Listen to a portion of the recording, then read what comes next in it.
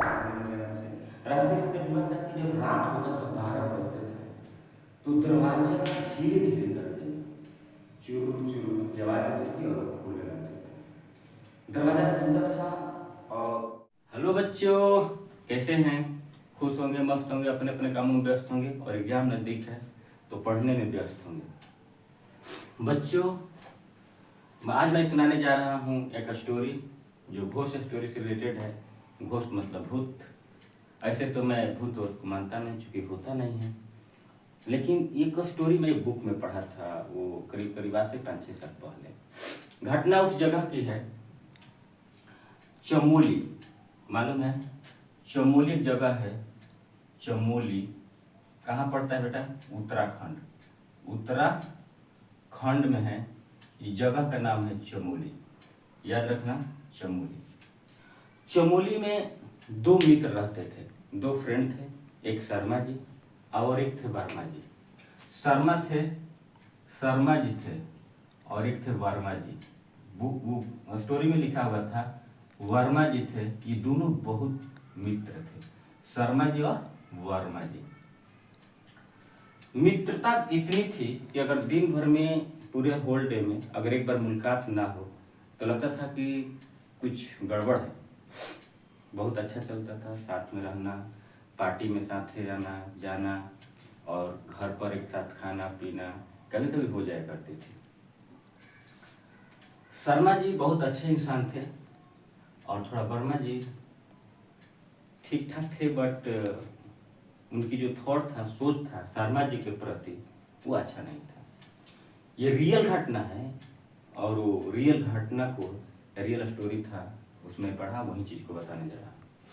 शर्मा जी थोड़ा प्रॉपर्टी वाले थे। उनके बिजनेस, कंपनी, बिजनेस, रुपया पैसा, धन दौलत, यानी प्रॉपर्टी में शर्मा जी वर्मा जी से कहीं अधिक बड़े थे।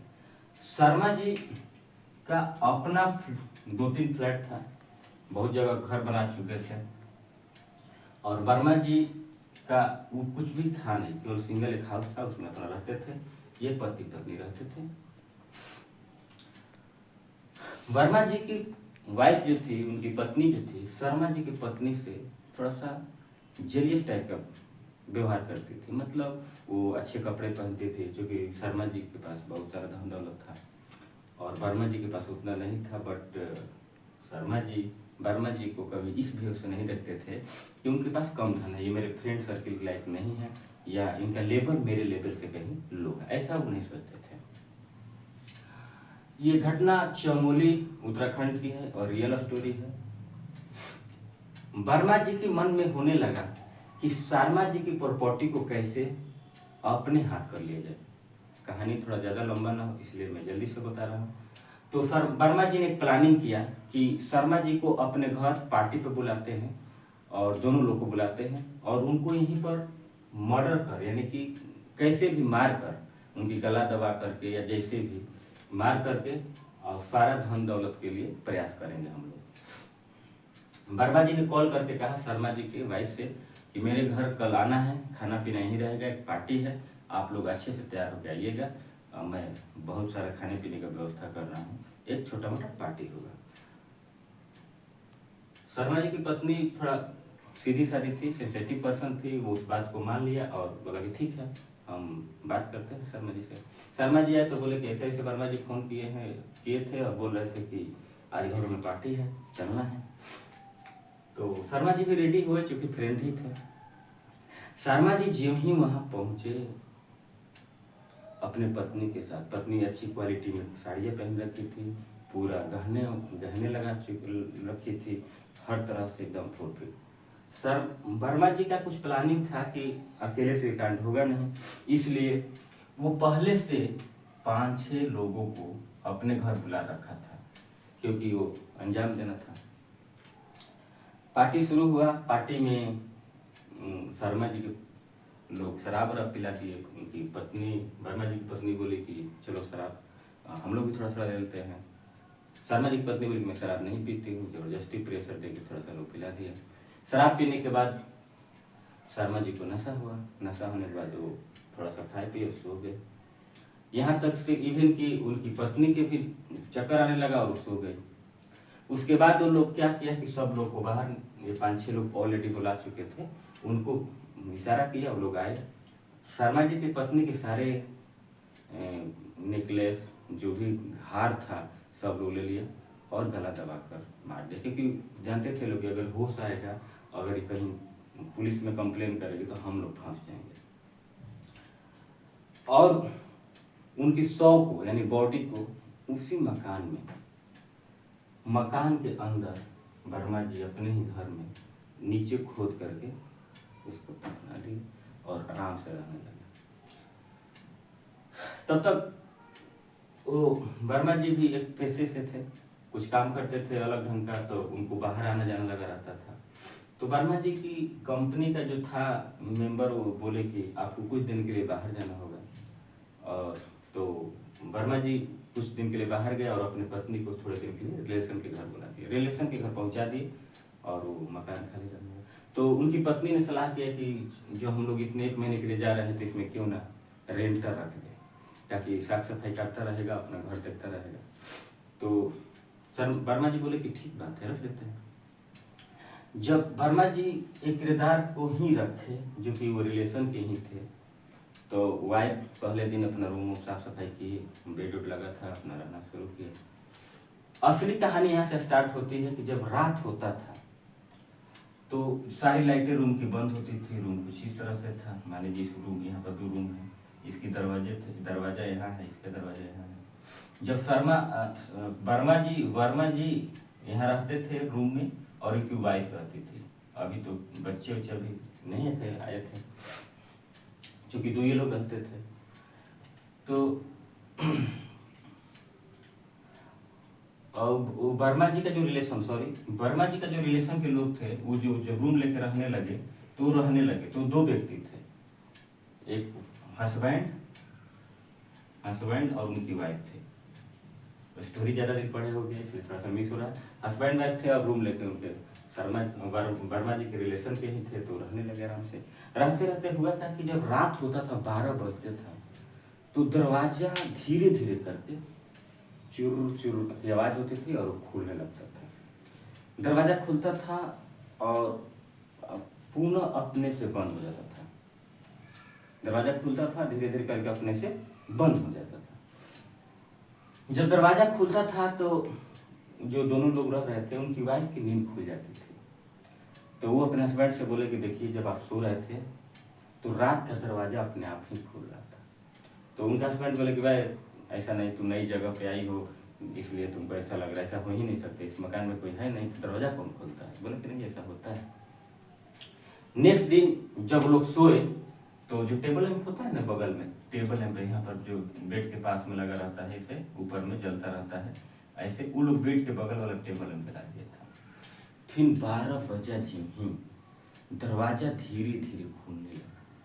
दरवाजा खुलने लगा और देखा कि एक बड़ा सा चिड़िया बहुत ऐसे ऐसे पंख करती हुई आई और टेबल लैंप अपने से क्लोज हो गई। और उसके साथ में 4 चिड़िया और थे, 4 बर्ड और थे। तो एक बर्ड ने बोला कि नहीं, लैंप नहीं, इशारा किया, लैंप ना बताओ, पहले पहचानते हैं है कौन। तो ऐसे देखा तो वो बोला कि नहीं, चलो ये नहीं है, ये नहीं है। फिर ऐसे करते करते वो चिड़िया सब चली गई, बर्ड जो थे वो लोग चले गए। फिर नेक्स्ट दिन, और इनकी जो लोग रहते थे उनके रिलेशन का मकान में, उनकी वाइफ बहुत पूर्ण रूप से डरी हुई थी। बोले कि आज के बाद हम इस रूम में नहीं रहेंगे, आपको रहना रहिए ऐसे ऐसे। तो बोले कि ऐसा ऐसा बात नहीं, तुम बता रही हो तो चलो ठीक है, रात में हम भी देखते हैं क्या होता है, लेकिन हाँ, हम लोग बैठेंगे नहीं। जब लोग जगे रहते थे, बैठे रहते थे, तो कुछ नहीं होता था, सोने के बाद ही ये सब घटना होती थी।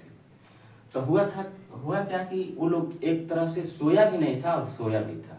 ऐसे बेड पे सोया, बल्ब सारा बंद कर दिया, टेबल लैंप जला दिया और आंखें बंद कर ली। फिर जिम 12:10 हुआ, दरवाजा धीरे धीरे खुला और उस दिन 3 बर्ड थे, 3 पक्षी आया ऐसे उड़ते हुए, पूरा रूम भर गया, पूरा रूम पक्षियों से। एक पक्षी ने चाह के ऐसे उसको चोंच से गला को मार दिया, लेकिन दूसरा पक्षी ने इशारा किया कि नहीं, ये नहीं है, ये नहीं है। फिर उसके हस्बैंड, जो वाइफ पत्नी, हस्बैंड और वाइफ रहते थे उस रूम में, वो दोनों बैठ गए। बोले कि ऐसे हाथ जोड़ लिया, आप लोग कौन है पक्षी, आप लोग सही से अपने फॉर्म में आइए और बताइए। तब वो पक्ष बर्ड ने अपने ही आवाज़ में कहा कि मैं शर्मा जी हूँ और ये एक मेरी पत्नी है और ये सब हम लोग जो डेथ कर गए हैं ये सब लोग ही हैं, मेरे फ्रेंड हैं। ऐसा है कि इसी रूम में वो वर्मा जी जो मित्र थे हमारे साथ गद्दारी किए और उस दिन पार्टी में बुलाए थे और शराब पिए और हमको भी पिलाए और मेरे पत्नी को भी गला दबा के मार दिए और मुझे भी, और सारा जेवर और नेकलेस वगैरह सब हड़प लिए, छीन लिए। तुम आप इस रूम में रहते हैं, मकान में रहते हैं और वो मकान भी छोड़ के चले गए, इसलिए आपसे हम लोग का रिक्वेस्ट है कि इसी रूम में हमको दफनाया गया है, उसको उठा मतलब कि उसको किसी तरह से बाहर निकलवाइए और आग से जला करके और और जो क्रिया श्राद्ध होता है मरने के बाद वो कर दीजिएगा, कर देते तो हम लोग की आत्मा की शांति मिल जाती। इस तरह से वो बात सुने तो बोले कि जरूर प्रॉमिस करता हूँ मैं ऐसा कर दूंगा। इसलिए वो दोनों लोग उसमें लग गए और ठीक दूसरे दिन उस मिट्टी को हटाया गया तो कंकाल मिले और कुछ अभी बाल वाल ऐसे ही था, जब पूरा बॉडी तो पूरा डिकम्पोज हो चुका था बट हड्डी वगैरह मिला और उस चीज़ को अस्थियों को एक जगह कर करके और आग में ले जाके जला दिया गया और फिर काम क्रिया किया गया, जो गांव में हम लोग श्राद्ध बोलते हैं। श्राद्ध किया गया, लोगों को खाना खिलाया गया, मुंडन किया गया, सारा ये सब काम होने के बाद और सब कुछ ठीक होने लगा और घर का भी पूजा किया गया। तो ऐसा लिखा था बट हम नहीं ऐसा मानते हैं कि कोई मरने के बाद दोबारा लौट के आता है, फिर ऐसा तो होता नहीं है, बट ऐसा लिखा था तो ये स्टोरी था और ये स्टोरी मैं आप लोग का सुना है।